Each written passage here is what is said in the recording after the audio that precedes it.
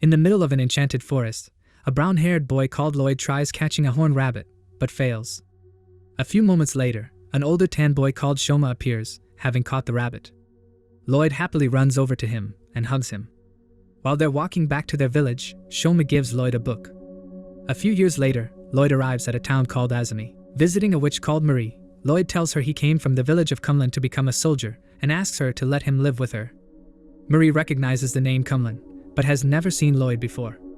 Lloyd puts a crystal ball on the table and out of it emerges a hologram-like image of a girl in a white robe. The girl, named Alka, is Kunlun's village chief and also Marie's former master.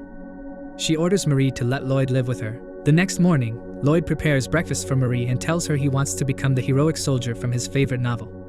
He thinks he is weak, has low stamina, and is bad at magic, but it turns out he is severely underestimating himself.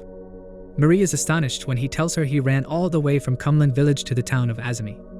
On the way, he even fought against monsters who were just harmless pests to him. Inscribing a handkerchief with the disenchantment rune, Marie also notices he can use ancient magic runes which can accomplish things regular magic can't. Even though the disenchantment rune is powerful and can dispel any curse, Lloyd just uses it to clean dust and dirt. Later, somewhere in town, a blonde-haired girl with a red belt wrapped around half her face is walking through a dark alley when she gets attacked by a gigantic locust. Lloyd appears out of the air, takes the locust, and throws it far away with his bare hands.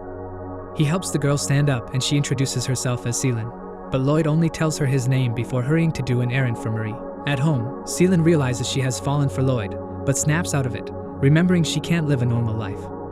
The belt around her head is cursed, and she can't take it off, which is why everyone avoids her. She remembers a priest telling her that one day's strength will lift her curse. Frustrated, she violently tries ripping the belt off, but to her surprise she takes it off easily.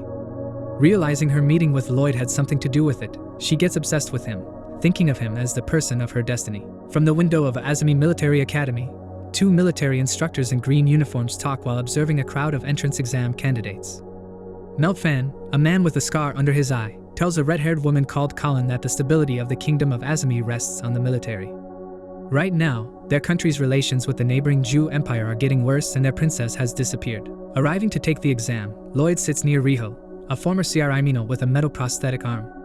She gets scared of him, feeling his strength is like that of a monster, when Seelan suddenly appears and pushes her away. Recognizing Seelan as a princess, Riho thinks there could be an opportunity for earning money, so she sticks with her and Lloyd. The next day, having passed the entrance exam, Riho and Seelan are at the military academy, but they don't see Lloyd anywhere. Riho wants to use Lloyd to make money and Seelan is obsessively in love with him. During her lecture, Colin announces that whoever finds the missing princess will get one wish granted. Riho and Seelan want to use the wish to get Lloyd in the army and decide to find the missing princess together. Somewhere else, a cocky man called Alan is confronting Seelan. He is a noble who also attends the Azami Military Academy. Because Seelan beat up a man who was hitting on her, Alan thinks she is tarnishing the reputation of nobles. Seelan doesn't care about his complaints, and Alan gets angry as he swings his axe at her. The cursed belt that Seelan wrapped around her waist springs alive and blocks the axe, breaking it in half. Seelan is happy because she thinks it's Lloyd's power protecting her. While taking out the trash, Lloyd comes across the two of them. Melfan and Colin appear too and, wanting to see Lloyd's strength, encourage him and Alan to fight. Alan is confused but accepts so he can show off to the instructors. Before they start their fight, Marie appears in a tornado and takes Lloyd with her, scared that he might accidentally kill Alan in a fight. Seeing Lloyd and Melfan landing on a rooftop, Chrome approaches them and sends Lloyd back to work. Talking to Marie, Chrome finds out she is the lost princess of Azami. Being Marie's former personal guard, Chrome has been working secretly to look for her. Marie recruits him to help her discover who is controlling the king while Riho and Seelan are looking for the princess. They visit Marie, surprised when Lloyd opens the door. When they tell Marie they need to find the princess so they can get Lloyd enrolled in the military academy, she almost reveals herself. After Lloyd leaves, Marie admits she is the princess of Azami and recruits Seelan and Riho to help her save the kingdom. She also says she is impersonating a witch because the one who is controlling the king is trying to find her. That evening, the National Foundation Festival begins, among the lit-up stalls full of festival games and food. Lloyd and Alka are walking around and having fun. At the royal palace, Chrome accuses Melfan of controlling the king. Melfan admits he is the culprit. He says that because the king let fools run his kingdom and didn't retaliate against Jews' wrongdoings, he had to take matters into his own hands. When Riho, Seelan, and Marie enter the room, the king joins the conversation. We can see his eyes are red and his face is covered in green symbols. He reveals himself to be a demon who was controlling Meltfan, tricking him into helping him possess the king. Touching Meltfan's head, he turns him into a locust soldier. Meltfan, losing his ability to reason, attacks Riho, who blocks his attack while Seelan and Chrome stay behind. A fight that transformed Meltfan, and Marie goes after her father, the king. Finding the key in the dark throne room, Marie attacks him with powerful elemental spells, but none of them have any effect.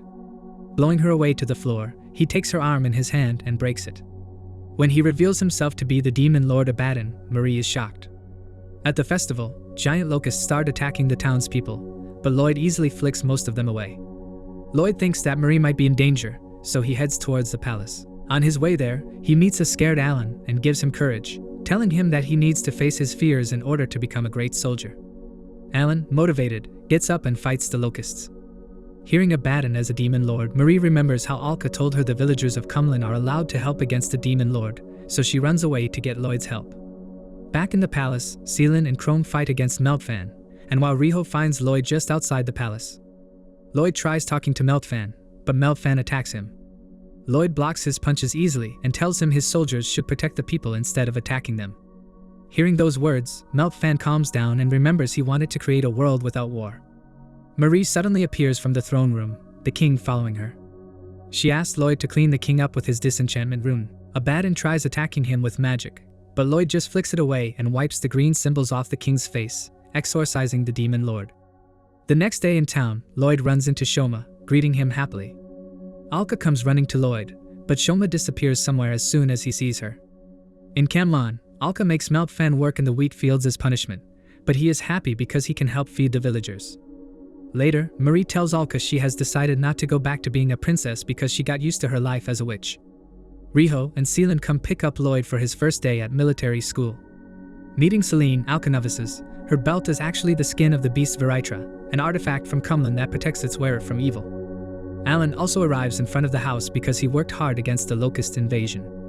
The superiors offered to grant him a wish as thanks, so he suggested they enroll him into the academy, which is how he got in. Another day at Azami Military Academy, Colin announces they're looking for candidates for an upcoming competition against Rokiju's Sorcery Academy.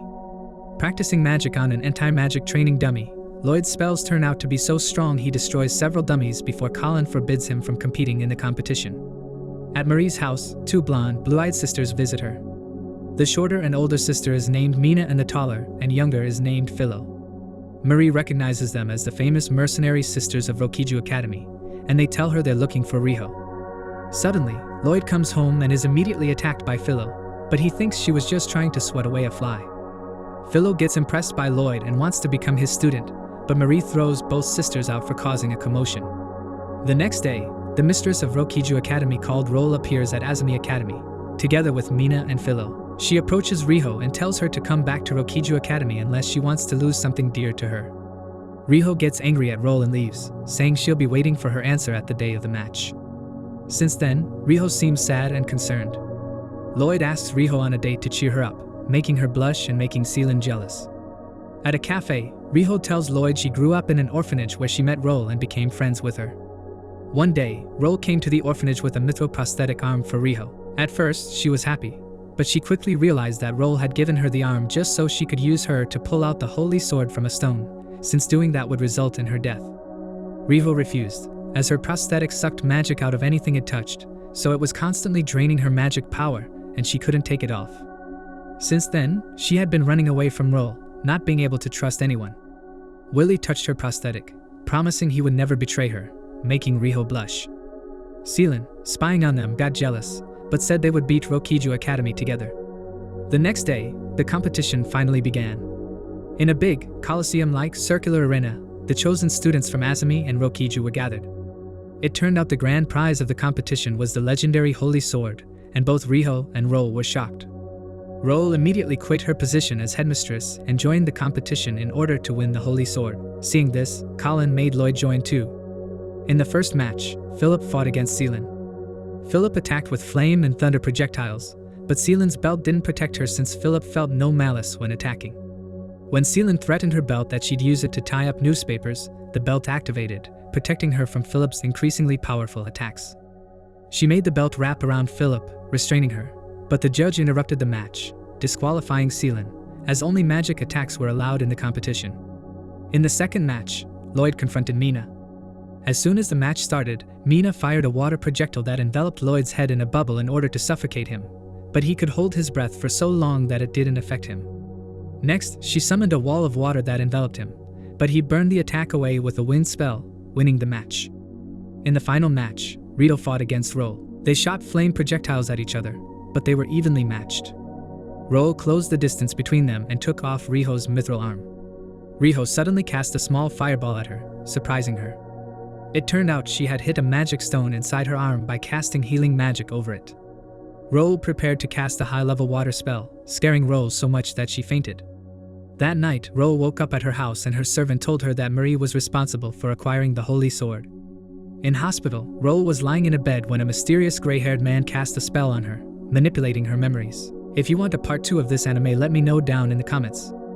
Shout out to all the people from our last video who is so supported to the channel. If you want a shout out, leave a comment below. Thank you all for watching.